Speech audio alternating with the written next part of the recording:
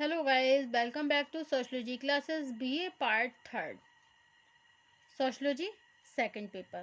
Okay, today our topic is case study method, वैयक्तिक अध्ययन पद्धति. ओके, तो आज का टॉपिक है हमारा वैयक्तिक अध्ययन पद्धति.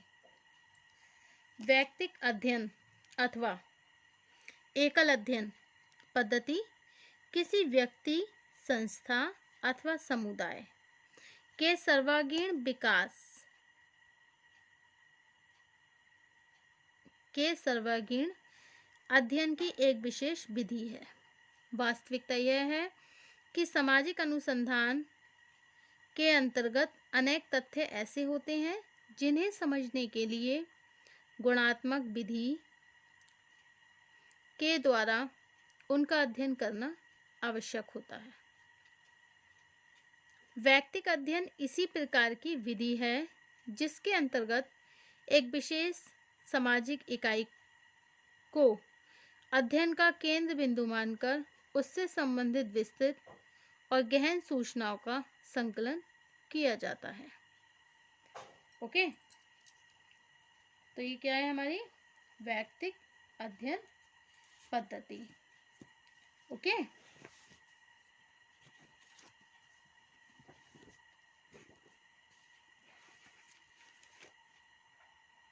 ओके. वैयक्तिक अध्ययन के अंतर्गत प्राथमिक तथा द्वितीयक सभी स्रोतों से प्राप्त सूचनाओं के आधार पर किसी व्यक्ति अथवा सामाजिक इकाई से संबंधित निष्कर्ष प्रस्तुत किए जाते हैं.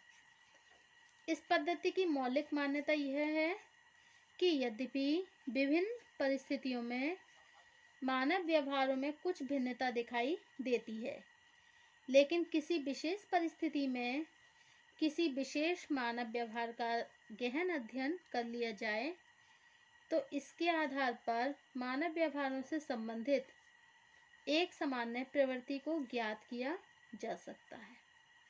इस दृष्टिकोण से वैयक्तिक अध्ययन पद्धति के अंतर्गत सामाजिक अनुसंधानकर्ता एक सामाजिक इकाई को प्रभावित करने वाले सभी कारकों और उनके प्रभावों का अध्ययन करके कोई निष्कर्ष प्रस्तुत करता है.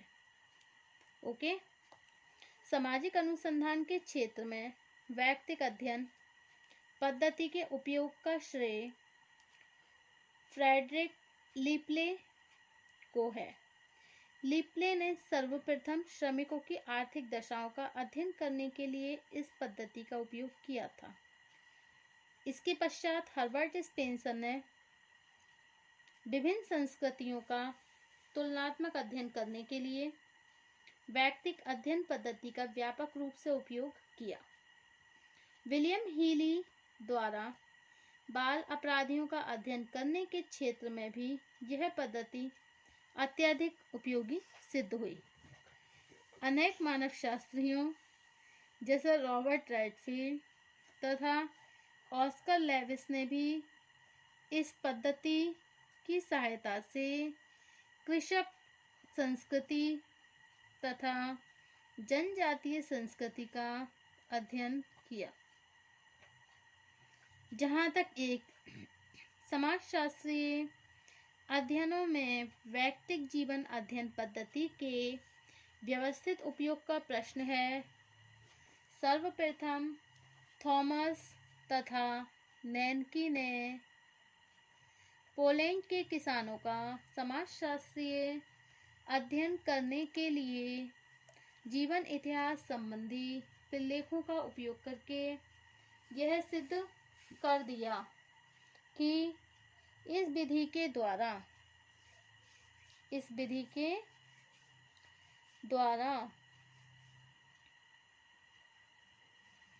अध्ययन करके थॉमस और नैनकी के विचारों का समर्थन किया. इन सभी अध्ययनों के संदर्भ में आज वैयक्तिक अध्ययन पद्धति को सामाजिक अनुसंधान की एक उपयोगी पद्धति के रूप में देखा जाने लगा है. ओके, अब नेक्स्ट है वैयक्तिक अध्ययन पद्धति क्या है। नेक्स्ट टॉपिक है हमारा what is case study method. Okay, साधारण रूप से यह समझा जाता है कि वैयक्तिक अध्ययन विधि का तात्पर्य अध्ययन के लिए एक ऐसे तरीके से है जिसके द्वारा किसी व्यक्ति के क्रियाकलापों, मनोवृत्तियों और जीवन इतिहास का गहन अध्ययन किया जाता है। ऐसी धारणा आंशिक रूप से सच होते हुए भी पूर्णतया उपयुक्त नहीं है। ओके, इस विधि के द्वारा केवल किसी एक व्यक्ति का गहन अध्ययन नहीं किया जाता, बल्कि यह अध्ययन किसी भी एक सामाजिक इकाई जैसे व्यक्ति, परिवार, समूह, संस्था अथवा समुदाय आदि को केंद्रक मानते हुए किया जाता है। इस रूप में विभिन्न विद्वानों ने वैयक्तिक अध्ययन पद्धति को अग्र प्रकार से परिभाषित किया है। ओके,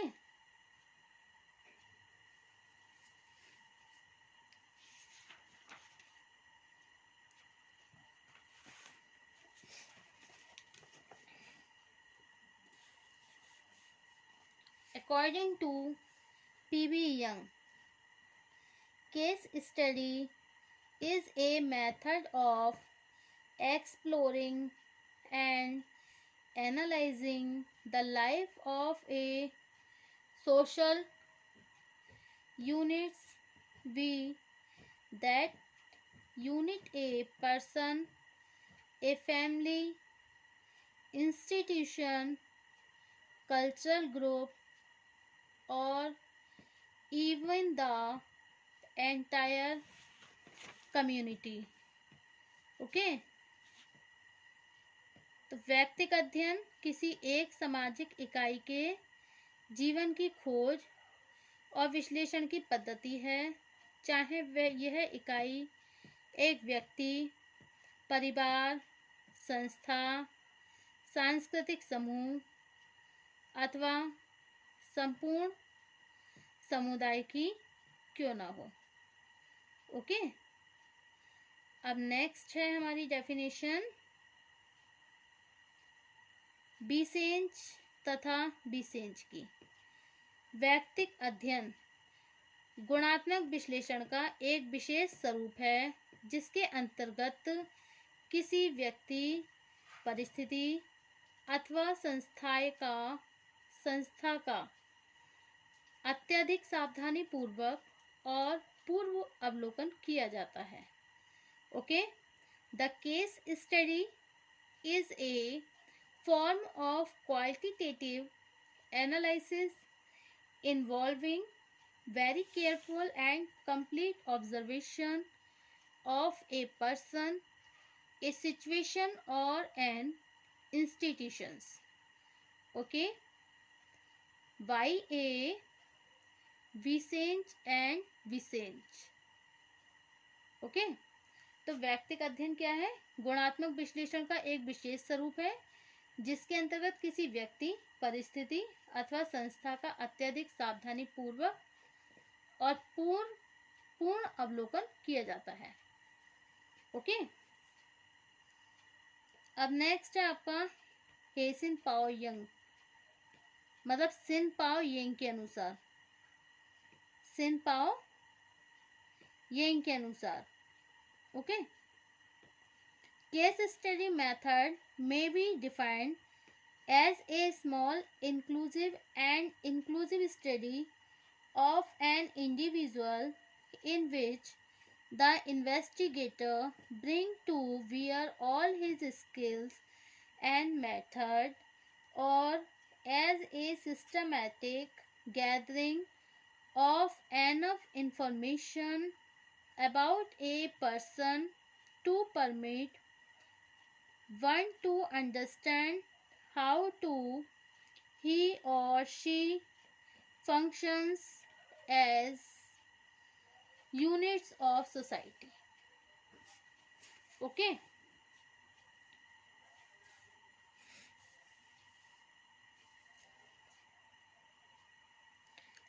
अब इस पद्धति की प्रकृति को समुचित रूप से समझने के लिए आवश्यक है कि इससे संबंधित प्रमुख विशेषताएं स्पष्ट की जाए। ओके, नंबर 1, व्यक्तिक अध्ययन विधि एक विशिष्ट सामाजिक इकाई का संपूर्ण अध्ययन है। यह इकाई मूर्त भी हो सकती है और अमूर्त भी। नेक्स्ट है, इस विधि में अतीत और वर्तमान दोनों का समन्वय होता है। अध्ययनकर्ता किसी इकाई से संबंधित अतीत के तथ्यों को जानने के साथ ही उनका वर्तमान स्थिति सहसंबंध ज्ञात करने का प्रयत्न करता है। नेक्स्ट पॉइंट है, व्यक्तिक अध्ययन की प्रकृति गुणात्मक होती है। ऐसे अध्ययन में तथ्यों को ना तो संख्यात्मक आधार पर ज्ञात किया जाता है और न ही उनकी विवेचना किसी सांख्यिकी आधार पर की जाती है। ओके, इस प्रविधि का मुख्य उद्देश्य नेक्स्ट किसी इकाई की विभिन्न परिस्थितियों के बीच कार्य कारण संबंधों को ज्ञात करना है। इस दृष्टिकोण से व्यक्तिक अध्ययन विधि द्वारा यह ज्ञात करने का प्रयत्न किया जाता है कि किसी विशेष इकाई के व्यवहार को प्रेरणा अथवा प्रोत्साहन देने वाले कारक कौन से हैं, जीवन की विभिन्न परिस्थितियों में उसकी क्या प्रतिक्रिया रही है, उनके पारस्परिक संबंधों में क्या अंतर आया है तथा वर्तमान परिस्थितियां अतीत की परिस्थितियों से किस प्रकार प्रभावित अथवा अप्रभावित हैं। ओके, व्यक्तिक अध्ययन विधि की उपयुक्त सभी विशेषताओं से यह निष्कर्ष निकलता है कि व्यक्तिक अध्ययन पद्धति का उद्देश्य किसी विशेष इकाई का उसके पर्यावरण के संदर्भ में अध्ययन करना तथा उन कारकों को ज्ञात करना है जो इस इकाई के व्यवहार प्रतिमानों का निर्धारण करने में आधारभूत होते हैं। Okay, thank you for watching my YouTube channel. Thank you so much guys. Next होगा हमारा व्यक्तिक अध्ययन की आधारभूत मान्यताएं।